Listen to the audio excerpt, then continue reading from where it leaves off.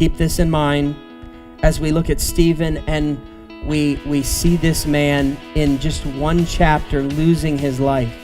And we see what seems like the losing of battles begin to set into the fellowship. Remember this, that in this council, once again, I want to point out, now we know for sure, in this council at this point is the Apostle Paul. He's not the apostle yet.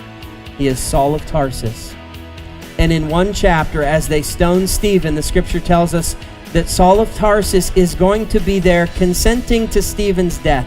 That means he's a member of the Sanhedrin, and he cast his vote, and his vote said this: let's put him to death. And Saul is there in chapter 7. He's here in chapter 6. He's seeing the angelic beaming of Stephen's face. He hears the sermon that Stephen preaches in chapter 7. And then we see the death of Stephen. And then we see in chapter 8 the split up of the church. And we go, God, what are you doing? I don't understand you. Ever get like that? God, I just don't see how you're working in my life. Everything is falling apart. Nothing's working out. You're supposed to be blessing me, and you're letting all these bad things happen in my life. Thought you loved me. And we go through all those things. But just remember this, that Saul of Tarsus was taking this all in. He was seeing this all.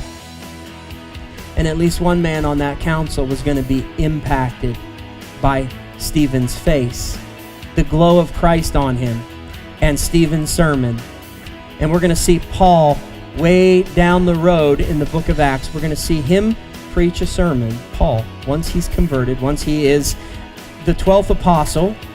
We're going to see him preach a sermon, and guess what? It is almost word for word the sermon that Stephen preaches in chapter 7. So let it be a good lesson for us that as we work for the Lord, as whatever it is we're doing, if we're delivering, if we're laying down the law, or if we're giving the good news of the grace, let our face glow with the love of Christ.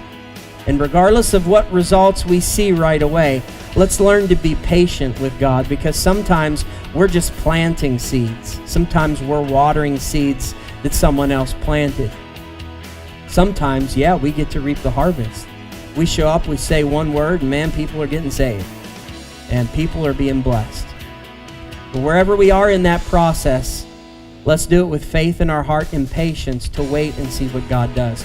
Because from chapter 6, from chapter 7, from chapter 8, we're going to see one of the most dynamic apostles to come onto the scene. And from this man, Stephen, who absolutely no doubt had an impact on Saul of Tarsus, because it's after Stephen, after his words, after his glow, after his death, it's after that just like a shark that smells blood in the water, this Saul of Tarsus goes crazy, persecuting the church, going into homes, grabbing them by their coattails, dragging them out into the streets, imprisoning them, persecuting them, and killing them for their faith. But yet, that impact from Stephen that initially drove him crazy is going to help to bring him to Christ.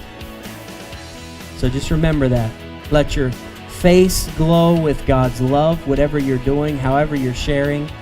Be patient, trust God for the impact, and God is going to be doing some good things. Let's pray.